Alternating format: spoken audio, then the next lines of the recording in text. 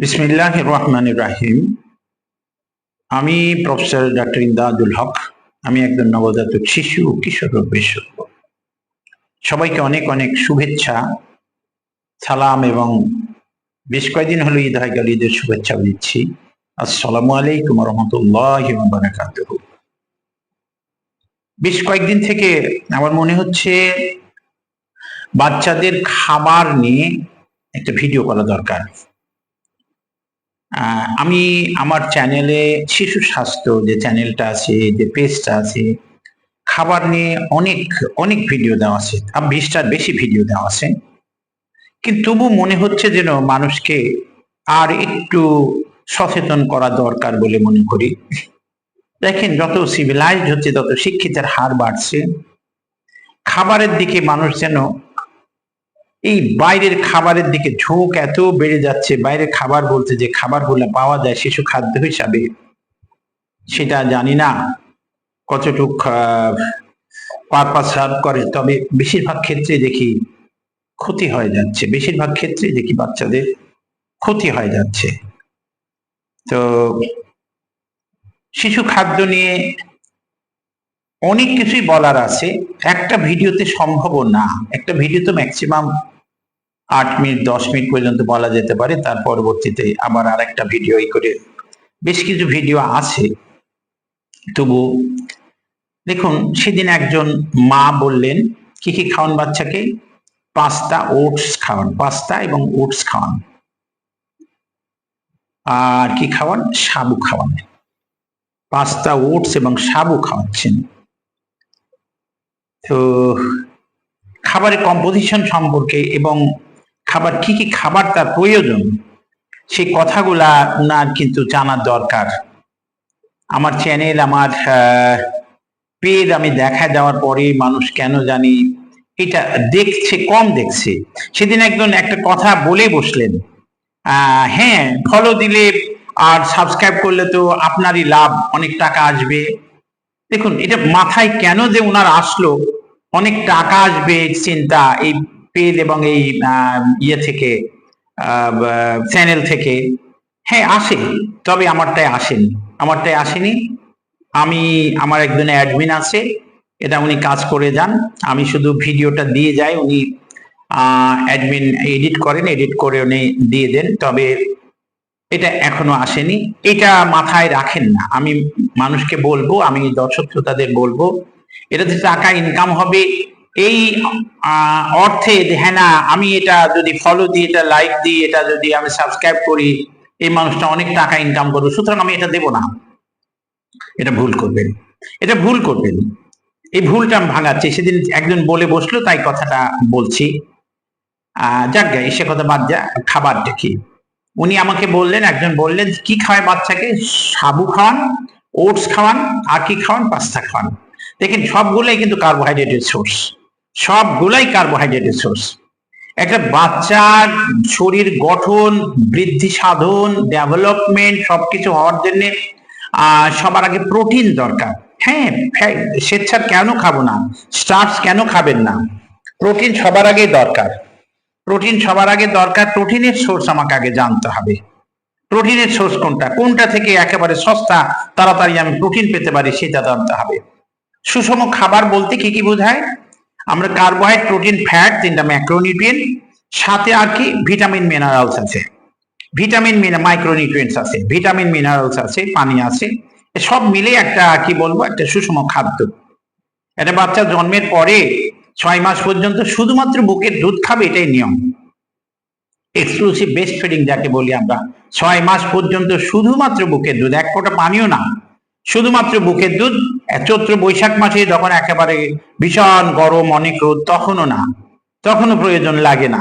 বুকের দুধে অনেক পর্যাপ্ত পরিমাণে পানি আছে, এটা জানা উচিত। তবে অনেকে ভুল বশত আবার কি করছেন, এই বাচ্চা 1 মাস 2 মাস কি ফল খাবো বাচ্চাকে, আরে খাইয়ে নিয়ে চলে আসছে, কমলার রস, আঙ্গুরের রস খাওয়ায় নিয়ে চলে আসছে বাচ্চাকে। দেখুন, এটা করতে যাবেন না। শুধুমাত্র সেই বাচ্চাটার শুধু দুধেরই দরকার, দুধ ছাড়া অন্য কিছু এই 6 মাস বয়স পর্যন্ত দেবেন, এবং সেটা মাতৃ দুগ্ধ, মায়ের দুধই দেবেন, মায়ের দুধই দিবেন। আর অন্য কিছু দিতে নিষেধ করছি, দেওয়ার প্রয়োজন লাগবে না, দিলে ক্ষতি হবে। যাক, তাইলে সুষম খাদ্য বলতে আমি যেটা বলছিলাম, প্রোটিন, ফ্যাট, কার্বোহাইড্রেট, সাথে ওয়াটার, মিনারেলস, ভিটামিনস, এটাই হলো সুষম খাদ্য। এই খাদ্যটা কিসে কিসে আছে? বাচ্চাকে যখন কমপ্লিমেন্টারি ফিডিং স্টার্ট করেন, অর্থাৎ বাচ্চাকে যখন খাবার শুরু করা হয়, সেই খাবারটা আমি বলি, এইভাবে কথা বলা আছে আমার অন্যান্য ভিডিওতে, মায়ের দুধ মায়ের থালা, মায়ের দুধ মায়ের থালা, মায়ের থালাতে সুষম খাদ্য ছাড়া অন্য কিছু নাই। আর মা যে খাদ্যটা খাচ্ছেন, সে খাবারটা, ওই খাবারটা খেয়ে উনি ছোট থেকে বড় হয়েছেন, শক্তি হয়েছে, বুদ্ধি হয়েছে, বিয়ে হয়েছে, বাচ্চা হয়েছে, গায়ে মাশাআল্লাহ রক্ত আছে। কেন হয়েছে? এই খাবারটা খেয়ে হয়েছে। তাহলে আমি কেন বাচ্চাকে অন্য খাবারের দিকে আমি ঝোঁক হবে? বাইরের যে সুন্দর প্যাকেট করা যে খাবারগুলা পাওয়া যাচ্ছে, সেই খাবারগুলা পরিহার করুন। আবারও বলছি, রিকোয়েস্ট করছি, অনুরোধ করছি, এই খাবারগুলা পরিহার করুন। বাচ্চাকে পাস্তা, এই ওটস, এই সাবু, সাবু কার্বোহাইড্রেট ছাড়া কিছু নাই। ওটস এর মধ্যে হয়তো একটু প্রোটিন আছে, একটু ফ্যাট আছে, পাস্তার মধ্যে কিছু যোগ করলে হতে পারে। তো আমি কেন এগুলা দিতে যাবো? অনেক কষ্ট করে প্রিপেয়ার করা লাগে, অনেক কষ্ট করে প্রিপেয়ার করা লাগে। নতুন একটা কথা জানলে মায়েরা খুব তাড়াতাড়ি ক্যাচ করছে, কিন্তু এই কথাগুলা কেন ক্যাচ হচ্ছে না? যে ক্যাচ করছে নতুন কথা, যেমন হলো 9 মাস 1 বছর পর্যন্ত লবণ এবং চিনি দেওয়া যাবে না, লবণ এবং চিনি দেওয়া যাবে না, কিডনির ক্ষতি হবে। যা হোক, মানে এটা এত তাড়াতাড়ি ছড়ায় গেল, কিন্তু এই জিনিসগুলা কেন ছড়াচ্ছে না আমি বুঝতে পারছি না। মায়েদের খাবার নিয়ে কথাগুলা অনেক বলা হচ্ছে, আমি অনুরোধ করব, খাবারটা অবশ্যই মায়ের প্লেটের খাবারটাই হওয়া উচিত বলে মনে করি। ফ্যামিলি ফুড যাকে বলে, এই ফ্যামিলি ফুডের বাইরে আর যাবেন না। একটা বাচ্চাকে প্রতিদিন একই খাবার খাওয়াইলে তার একটু মনোটনি চলে আসে, খেতে চাবে না, খেতে চাবে না। আপনাকে বিভিন্ন ভাবে, বিভিন্ন উপায়ে খাবারটার স্বাদ বলেন, খাবারের যেভাবে বলেন, পুষ্টিগুণ একই থাকবে, খাবারের স্বাদ, কালার, এভরিথিং আপনাকে চেঞ্জ করে নিতে হবে, চেঞ্জ করে নিতে হবে। মনে করেন আপনি কি করলেন, শাক দিয়ে, ডাল দিয়ে ভাতটাকে সুন্দর করে একেবারে চটকায় মেখে নিলেন, সাথে একটু মাছ নিলেন। শাকটা একদিন সবুজ শাকলেন, একদিন লাল শাকলেন, দেখেন রংটা আলাদা হলো, লাল শাকের খুব সুন্দর একটা রং আছে, ঠিক আছে? এটা করতে পারেন। এছাড়া প্রতিদিন কি করতে পারেন, বাচ্চা যখন 6 মাস থেকে 1 বছর, 1 বছর পার হয়ে গেল, আপনি একটু আটা নেন, একটা ডিম নেন, আটার ডিমটা করবেন কি, ওর মধ্যে একটু লবণ, চিনি যেটাই দিতে পারেন দেন, দিয়ে তেলে ভেজে নেন, একটা পুষ্টিকর খাবার তৈরি হলো। বাচ্চা একটা শুধু যদি খায়, একটা পিঠা একটা যদি খায়, স্বাদটা যদি ভালো থাকে এবং ওর মুখে যদি লাগে থাকে, সে কিন্তু আবার বারবার চাইবে খেতে।